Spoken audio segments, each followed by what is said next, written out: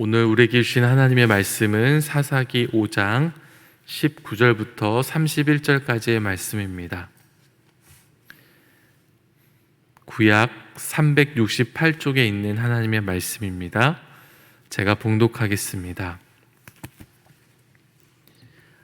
사사기 5장 19절부터 31절까지의 말씀입니다. 왕들이 와서 싸울 때에 가나안 왕들이 무깃도 물가 다안악에서 싸웠으나 은을 탈취하지 못하였도다. 별들이 하늘에서부터 싸우되 그들이 다니는 길에서 시스라와 싸웠도다. 기손강은 그 무리를 표류시켰으니 이 기손강은 옛 강이라. 내 영혼아 내가 힘있는 자를 밟았도다. 그때 군마가 빨리 달리니 말굽 소리가 땅을 울리도다. 여호와의 사자의 말씀에 메로스를 저주하라. 너희가 거듭거듭 그 주민들을 저주할 것은 그들이 와서 여호와를 돕지 아니하며 여호와를 도와 용사를 치지 아니함이니라 하시도다. 겐 사람 헤벨의 아내 야일은 다른 여인들보다 복을 받을 것이니 장막에 있는 여인들보다 더욱 복을 받을 것이로다.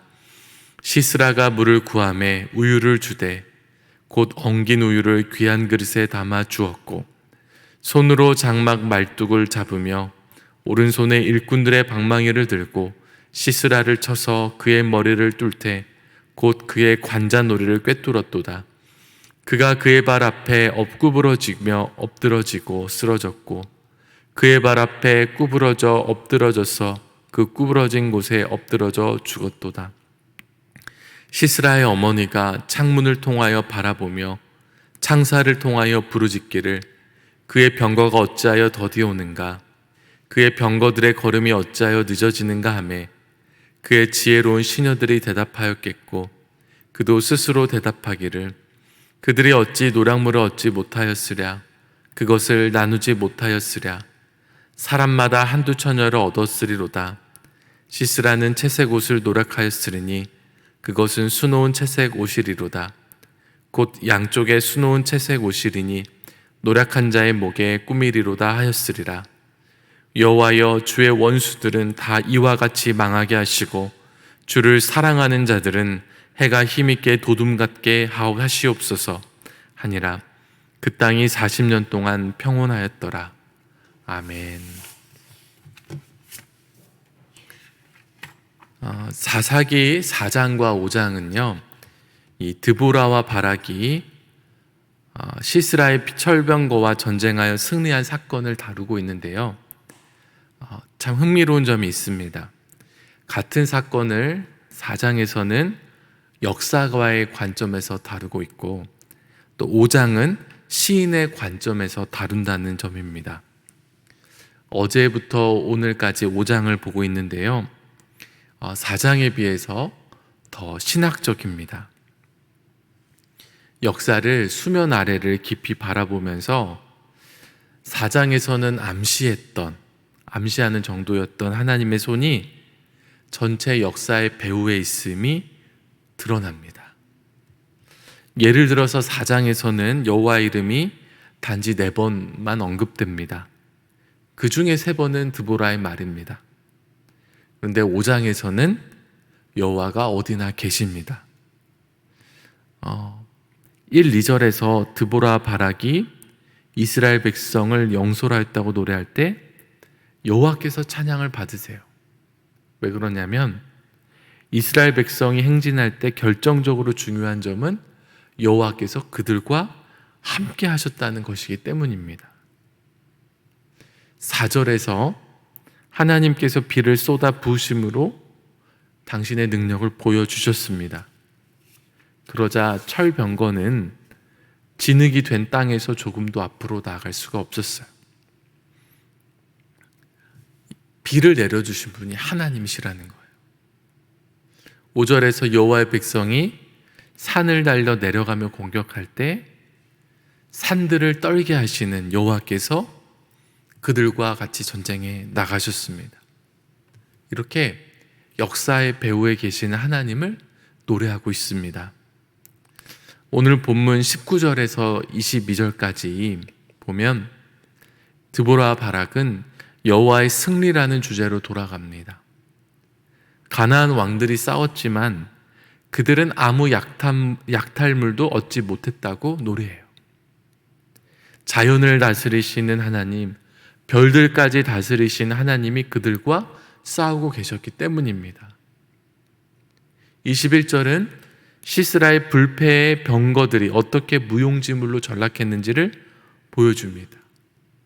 구름이 물을 내리게 하시는 하나님이 강에 홍수를 일으켜 바락이 진격할 때 시스라의 병거들을 쓸어 가신 거예요. 그러나 여기서 바락은 언급되지 않습니다. 정말로 하나님의 승리였기 때문입니다. 만약에 비가 올 것이라고 예상했다면 시스라는 절대로 병거들을 강가에 배치하지 않았을 겁니다. 하나님은 드보라를 통해서 이스라엘이 어디서 싸워야 하는지를 말씀하셔서 시스라의 군대를 멸할 곳으로 유인하셨습니다. 여기서 하나님의 백성에게 주는 교훈은 하나님이 이기신다는 것입니다. 축복은 하나님을 위해 싸우고 하나님과 함께 싸우는 자에게 있습니다. 승산이 얼마나 있든지, 치러야 할 희생이 얼마든지 자신을 들여 하나님을 섬기는 자에게 하나님께서 축복하십니다. 반대로 집에 머무는 사람에게는 저주가 있습니다. 이것은 여호와께서 사람의 도움을 요구하신다는 것이 아닙니다. 하나님은 그의 백성이 돕도록 허락하시는 거예요. 24절에서 야일은 다른 여인들보다 복을 받을 것이라고 말씀합니다. 이스라엘이 아닌 갠 사람이면서 정말 적의 수장, 이스라엘 적의 수장을 죽이는 그런 일을 하게 해주셨습니다. 왜 야일이 시스라를 죽였을까? 그것은 알 수 없습니다. 그런데 하나님께서 야일을 통해서 시스라를 죽이도록 역사하셨기 때문이라는 것은 우리가 분명히 알 수 있습니다. 드보라는 시스라의 어머니와 시녀들이 시스라의 개선을 기다리는 장면을 또 그리며 노래합니다. 그들은 전투가 당연히 어떻게 되었을 것이라고 얘기합니다. 시스라는 훔치고 여자들을 노예 삼기를 좋아했다는 걸 알 수 있는데요. 그들은 시스라가 약탈물을 나누느라 늦게 돌아온다고 생각했습니다. 그러나 시스라는 관자놀이에 말뚝이 박혀 죽었습니다. 여러분 한번 27절을 보시기 바랍니다. 그가 그의 발 앞에 구부러지며 엎드러지고 쓰러졌고 그의 발 앞에 구부러져 엎드러져서 그 구부러진 곳에 엎드러져 죽었도다. 이게 왜 같은 말이 반복되는 것일까요? 영화에서 중요한 장면을 슬로우 모션으로 보여주는 장면들이 있어요. 또 반복해서 보여줍니다. 지금 이 드보라의 노래, 바락의 노래에서 시스라가 죽는 장면을 굉장히 중요하게 보고 있는 겁니다. 어떻게 죽었는지를 세세하게 묘사함으로써 그의 죽음을 강조하고 있습니다. 이스라엘을 압제했을 뿐만 아니라 못된 짓을 일삼았던 시스라는요, 하나님께서 멸망하게 하셨는데 한 여자의 손에 비참하게 죽었습니다. 그것을 굉장히 강조하고 있는 거예요. 그냥 시스라가 죽었더라로 끝나는 게 아니라 그가 어떻게 비참한 모습으로 죽었는지를 아주 자세히 노래하고 있습니다.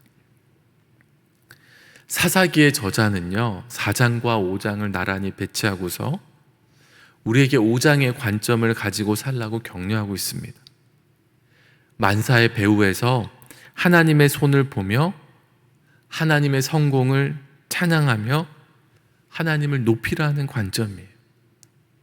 우리는 우리의 삶을 기억하고 정리하는 것을 역사적으로만 볼 게 아니라 신학적으로 할 수 있어요. 신학적이라고 한다고 어려운 게 아닌데요. 즉 그냥 무슨 일이 일어났다거나 뭘 했다고 회상하는 게 아니라 하나님이 무슨 일을 하셨는지를 생각하는 거예요. 그게 신학적으로 살펴보는 겁니다. 이렇게 될 때에 우리는 성공에 도취되지 않을 수 있습니다. 너무 도취되지 않을 수 있습니다.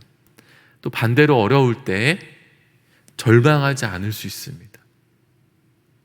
하나님이 어떻게 일하고 계시는지 하나님을 바라보면 우리는 성공에 너무 도취되거나 또 어려움에 절망하지 않게 됩니다.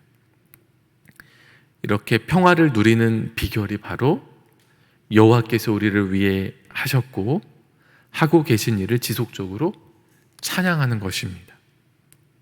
믿음의 눈으로 보면 우리 삶은 우리 자신에 대한 이야기가 아니라 하나님에 대한 이야기라는 것을 발견하게 돼요. 오늘 본문에서 우리가 빼놓지 말아야 할 주제가 한 가지가 있습니다. 그게 바로 무엇이냐면 축복의 길과 저주의 길이 있다는 것입니다.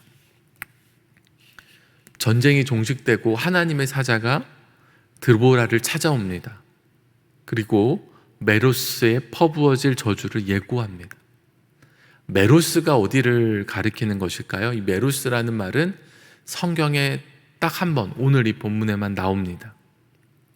이 메로스가 이스라엘과 동맹 관계에 있던 주변국인지 길르앗이나 단이나 아셀 지파를 지칭하는 것인지 우리가 확실히 알 수 없습니다. 좀 몰라요. 근데 확실한 것은 전쟁에 참전하지 않은 자들이 거주하는 곳이라는 사실은 확실해요. 그들은 전쟁에 임하신 하나님과 함께하지 않았고 자신의 안위만을 위해 그대로 머물러 있었습니다. 그들은 하나님의 영광과 승리보다 자신이 누리는 안락하고 평안한 삶에 더 관심이 많았어요. 하나님은 이러한 메로스에게 저주를 선포하세요. 하나님은 그들이 하나님의 영광보다 더 사랑했던 세속의 안락함과 평안함을 거두어 가실 것입니다. 하나님은요, 당신의 모든 자녀들이 하나님의 사역에 전심으로 동참하시기를 원하십니다. 그래서 우리가 기회가 될 때마다 때를 얻든지 못 얻든지 하나님께서 일하실 때에 시간과 정성과 수고를 들여 동참하는 게 좋아요. 그게 복이에요. 사람들은 안락함과 평안함을 다 포기하고 하나님을 위해 애쓰는 것이 어리석다고 생각합니다. 그런데 이렇게 메로스에 머물러 있게 된다면 저주를 받는 인생이 될 겁니다. 하나님의 권능은 무한하시며 그 지혜는 끝이 없어요. 그래서 하나님은 사실 당신의 뜻을 이루시는데 사람의 도움이 필요하지 않으십니다. 그럼에도 하나님은 우리들을 초청하세요. 그리고 하나님의 일에 협력하게 하십니다. 우리가 하나님의 일에 얼마나 도움을 드릴 수 있겠어요? 근데 당신의 놀라운 능력을 경험할 수 있도록 기회를 주시고 또 우리의 수고에 복을 주시기를 원하십니다. 하나님은 하나님의 뜻에 순종하며 하나님 편에 서는 자들을 기억하시고 복 주십니다. 특별히 오늘 본문에서 시스라를 죽인 야일을 향해서 다른 여인들보다 더 복을 받게 될 것이라고 말씀하셨어요. 하나님은 지금도 하나님의 일을 위해서 평범하고 연약한 자들을 부르십니다. 여러분, 오늘 하나님께서 시스라를 죽이게 한 사람이 그냥 평범한 이방 여자 한 사람이었다는 것을 우리가 주목해서 봐야 돼요. 하나님은 대단한 사람 쓰시겠지, 난 아닐 거야. 그게 아닙니다. 평범하고 연약한 자들을 불러주세요. 우리가 하나님을 의지할 수 있어요. 우리 힘만으로는 불가능하지만 하나님께서 우리를 부르실 때 하나님을 의지할 수 있어요. 하나님을 의지하고 우리 자신을 하나님께 드려 헌신할 수 있으면 하나님은 감당할 힘을 주셔서 그 일을 이루게 하십니다. 성도에게는 두 가지 종류의 선택이 있습니다. 하나는 자기 자신만을 위한 이기적인 선택이고요. 또 다른 하나는 하나님의 편에 서서 수고하는 선택입니다. 우리가 하나님의 영광을 위해 수고를 아끼지 않는다면 하나님은 큰 복을 내려주실 것입니다. 하나님을 위해서 최선을 다하시는 저와 여러분 되시기를 바랍니다. 10,000명으로 시스라엘 군대를 맞으러 나갈 때에 우리가 인간적인 가능성들만 보면서 포기하고 머물러 있을 수도 있지만 하나님의 무한하심을 바라보면서 순종하며 나아갈 수도 있어요. 지금 한국교회가 어렵다고 안 될 거라고 그렇게 하지만, 그러나 전능하신 하나님 일하시면 부응할 수 있다는 믿음으로 한국교회를 위해 기도할 수 있어요. 근데 좌절하고 그냥 가만히 앉아 있을 수도 있습니다. 기도했던 사람, 부흥을 위해 기도했던 사람은 큰 복을 받고 누릴 거예요. 아무것도 하지 않고 그저 앉아 있었던 사람은 그런 복을 누릴 수 없을 것입니다. 오늘도 기도로 하나님께 나아가고 또 우리 교회와 또 이 나라를 위해서 또 기도하시는 저와 여러분 되시기를 바랍니다. 기도하겠습니다.